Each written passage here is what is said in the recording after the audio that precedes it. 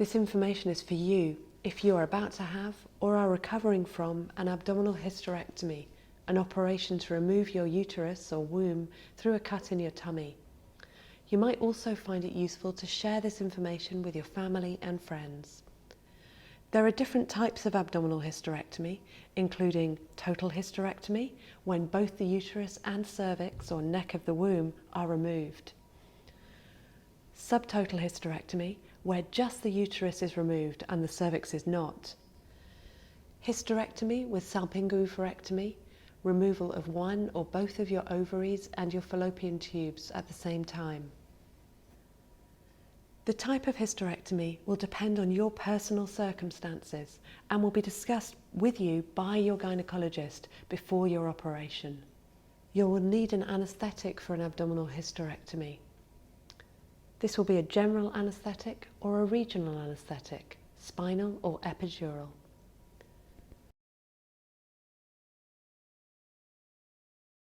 The information in this video, together with any other information you've been given, will help you understand your choices and the operation itself.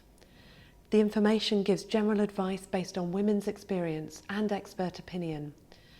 Every woman has different needs and recovers in different ways. Your own recovery will depend on how fit and well you are before your operation, the reason you're having a hysterectomy, the exact type of hysterectomy that you have, and how smoothly the operation goes and whether there are any complications. What can I expect after an abdominal hysterectomy? And how long will I have to stay in hospital? In most instances, you'll be admitted to hospital on the day of your operation. Most women are able to go home between 2 and 4 days after their operation. And what are the after effects of a general anaesthetic? Most modern anaesthetics are short-lasting. You shouldn't have or suffer from any after effects for more than a day or so after your operation. During the first 24 hours, you may feel more sleepy than usual and your judgment may be impaired. You are likely to be in hospital during the first 24 hours, but if not, you should have an adult with you during this time, and you should not drive or make any important decisions. And what about passing urine afterwards? You may have a catheter or tube in your bladder to allow drainage of your urine. This is usually for up to 24 hours after your operation, until you're able to easily walk to the toilet to empty your bladder. If you have problems passing urine, you may need to have a catheter for a few days. And I'm worried, will I be left with a scar? An abdominal hysterectomy is usually carried out through a cut that is approximately 10 centimetres long. This is usually made across the top of your pubic hairline, but sometimes it may run down from your tummy button to your pubic hairline instead. Will a cut be closed with stitches? Stitches, staples, clips or glue may be used. Glue and some stitches dissolve by themselves. Other stitches, clips or staples need to be removed. This is usually done by the practice nurse at your GP's surgery around 5 to 7 days after your operation. You'll be given information about this. Your cut will initially be covered with a dressing. You should be able to take this off about 24 hours after your operation and have a wash or a shower. Any stitches in your vagina will not need to be removed, as these are dissolvable. You may notice a stitch or part of a stitch coming away after a few days or maybe after a few weeks. This is normal and nothing to worry about.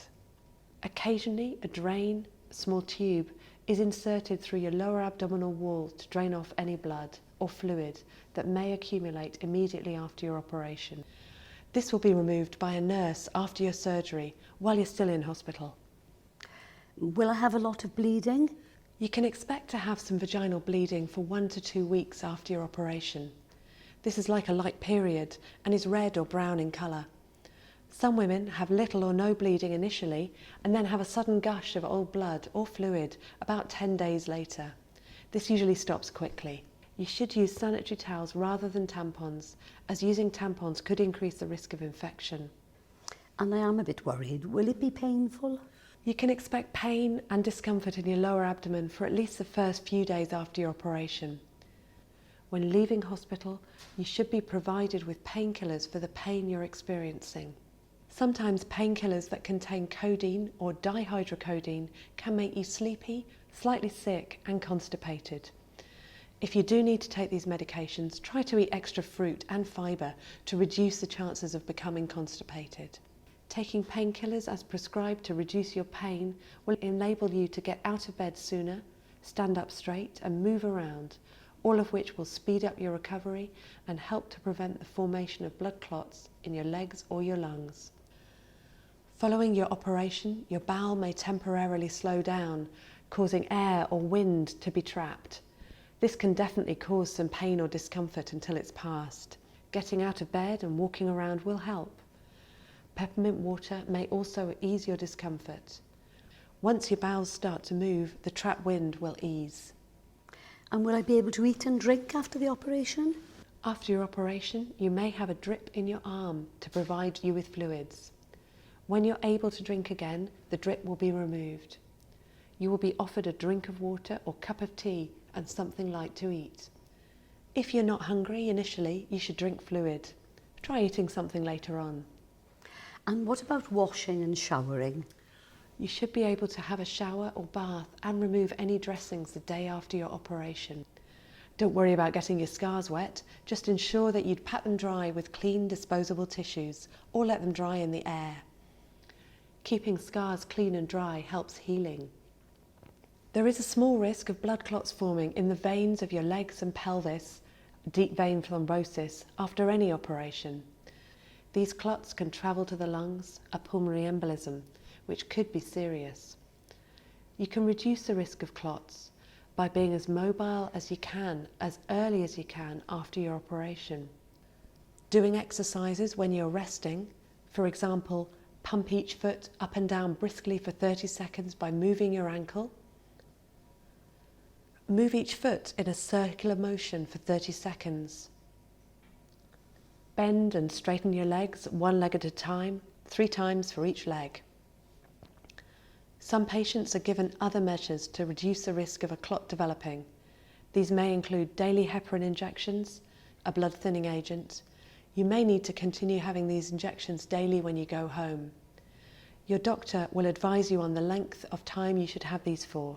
Graduated compression stockings, which should be worn day and night until your movement has improved and your mobility is no longer significantly reduced. Special boots that inflate and deflate to wear while you're in hospital. I've heard that I may be given some exercises to do afterwards. Is this correct? You will be given advice and information about exercises to help you recover and about ways to move easily and rest comfortably. You should be given written information on this. The ward physiotherapist may also visit you after your operation to show you some exercises and to have a discussion with you about how to progress with getting out of bed and mobilising. The physiotherapist will also advise you on how to do pelvic floor muscle exercises. If you have your ovaries removed as part of the operation, you may be offered hormone replacement therapy or HRT. This will be discussed with you by your gynaecologist, and together you can decide the best way forward. Some women who have an abdominal hysterectomy will need to continue to have smears from the top of the vagina.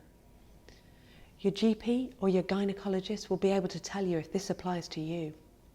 And will I feel very tired after the operation? You may feel much more tired than usual as your body is using a lot of energy to heal itself.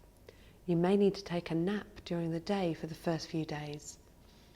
A hysterectomy can also be emotionally stressful, and many women feel tearful and emotional at first. When you're tired, these feelings can seem worse. For many women, this is a last symptom to improve. Now, I have heard about something called enhanced recovery. What is this? Your hospital may offer an enhanced recovery program, or ERP. It aims to get you back to full health as quickly as possible after a planned operation. If you take an active role in your treatment and are supported by your GP and the hospital enhanced recovery team, then stresses caused by an operation are reduced and you'll get better faster. Ask your gynaecologist whether your hospital has this program and for more information about it.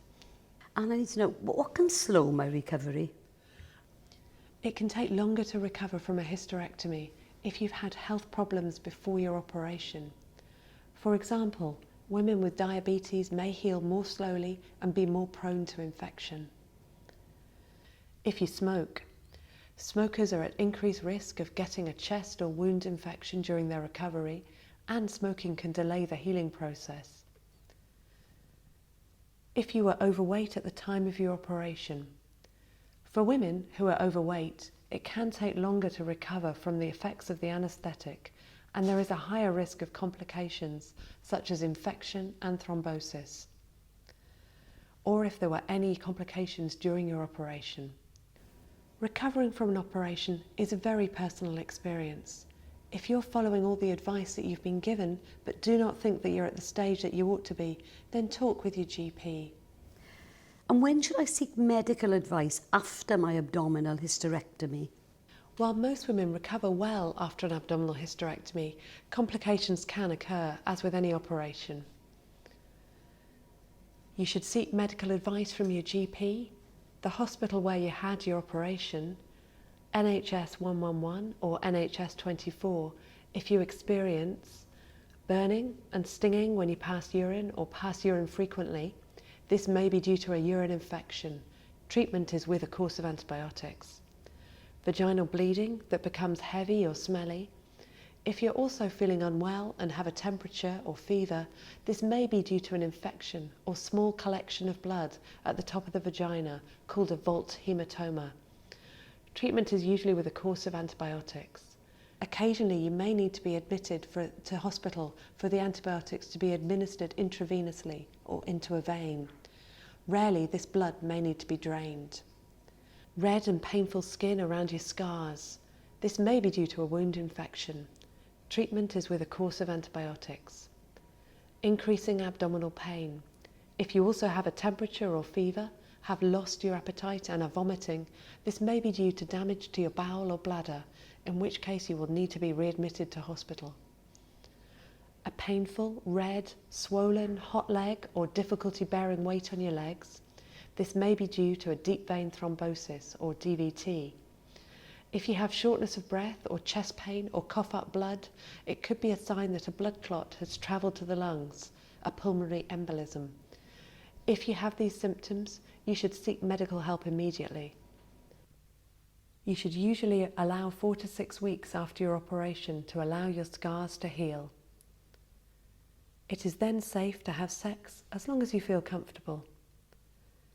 If you experience any discomfort or dryness, which is more common if your ovaries have been removed at the time of the hysterectomy, you may wish to try a vaginal lubricant. You can buy this from your local pharmacy. And when will I be fit to return to work? Everyone recovers at a different rate, so when you're ready to return to work will depend on the type of work you do, the number of hours and how you get to and from work. You may experience more tiredness than normal after any operation, so your return to work should be like your return to physical activity, with a gradual increase in the hours and activities at work. If you have an occupational health department, they will advise on this. Some women are fit to work after 3 to 4 weeks and will not be harmed by this if there are no complications from surgery. Many women are able to go back to normal work after 6 to 8 weeks if they've been building up their levels of physical activity at home. Returning to work can help your recovery by getting you back into your normal routine again. Some women who are off work for longer periods start to feel isolated and depressed. You don't have to be symptom-free before you go back to work. It is normal to have some discomfort as you are adjusting to working life. It might be possible for you to return to work by doing shorter hours or lighter duties and build up gradually over a period of time. Consider starting part-way through your normal working week so you have a planned break quite soon. You might also wish to see your GP or your occupational health department before you go back and do certain jobs. Discuss this with them before your operation. You should not feel pressurized by family, friends or your employer to return to work before you feel ready. You do not need your GP's permission to go back to work. The decision is yours.